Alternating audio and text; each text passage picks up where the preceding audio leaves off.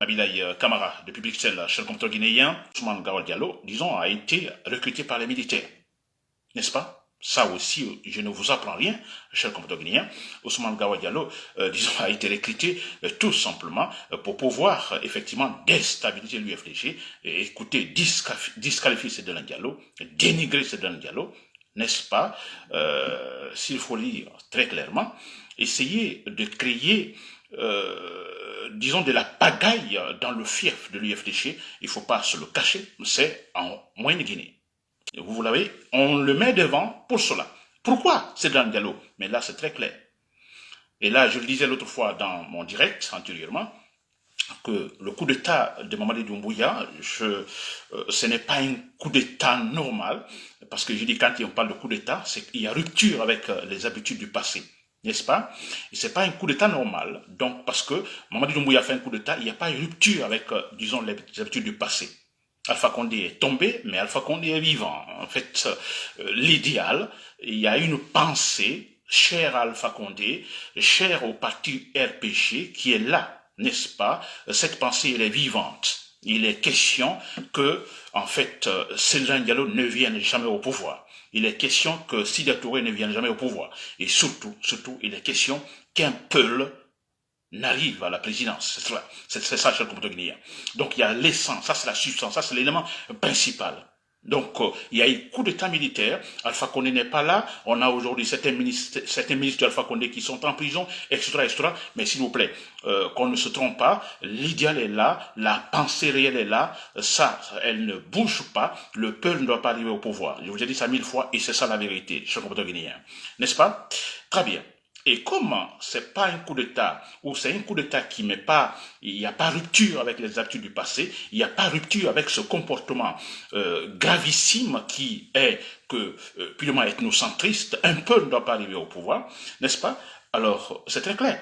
Alpha Condé a tout fait pendant 10 ans pour déstabiliser Seydou Diallo. Il n'a pas pu, n'est-ce pas?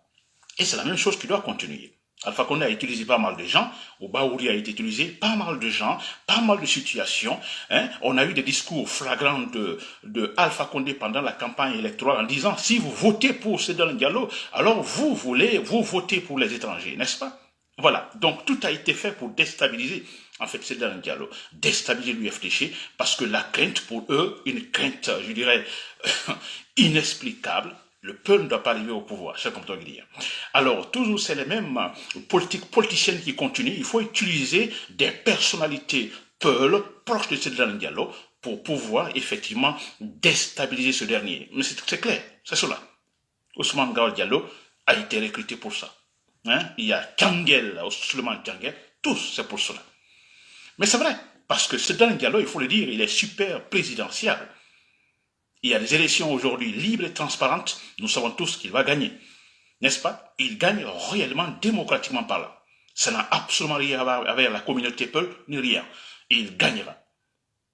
N'est-ce pas? Ce sont ses adversaires, les ennemis qui disent, bon écoutez, c'est de la communauté Peul derrière Seydou Diallo, ce qui est faux.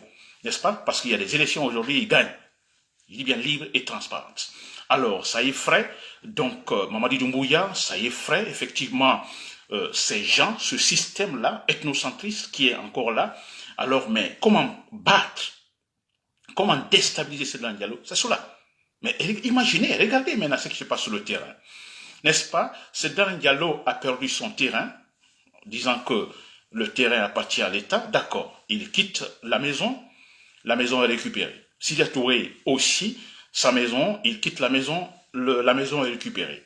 N'est-ce pas? Alors, tellement qu'on s'acharne, tellement que Seydou Diallo, c'est autre chose. Lui, sa maison, son terrain, la maison a été détruite. Et tout de suite, un projet de construction d'une école sur le terrain. Parce qu'il faut tout faire, effacer. Seydou Diallo, ce n'est pas de la propagande, il a de la valeur électorale.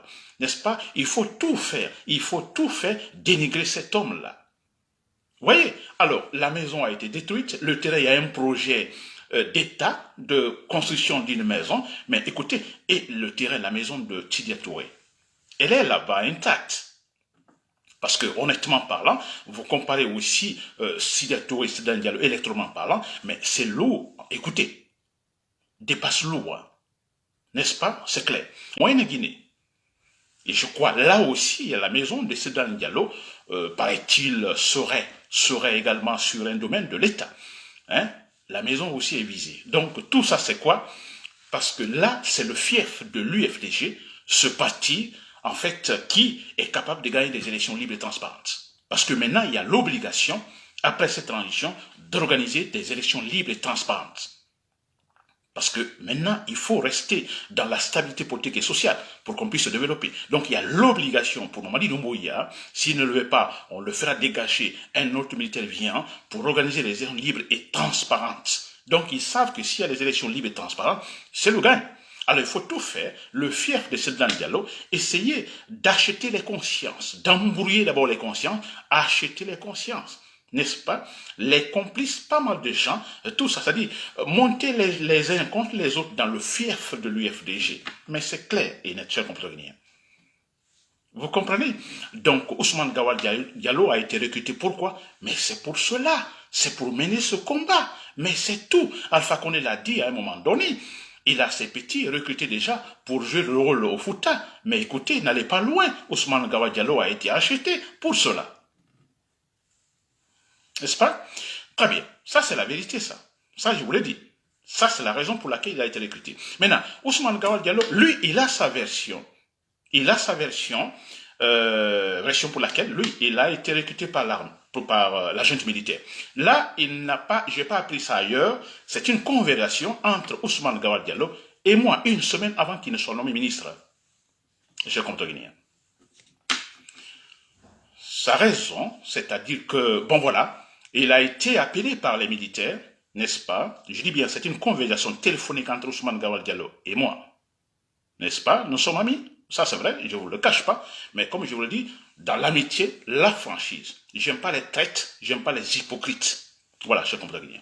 Alors, il me dit très clairement, bon, Nabil, là, bon, écoutez, moi, on m'a appelé, je vais en Guinée. Les militaires m'ont appelé, ils ont confiance en moi. C'est moi qui rédige pas mal de choses pour eux, au palais.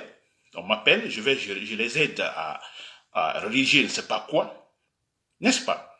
Et ensuite, ce qui a retenu leur intention, ils s'adressent à la junte militaire, que parce qu'ils m'ont remarqué pendant les débats parlementaires, mes argumentations, mes discours, cela les a en fait, s'il faut dire, convaincus.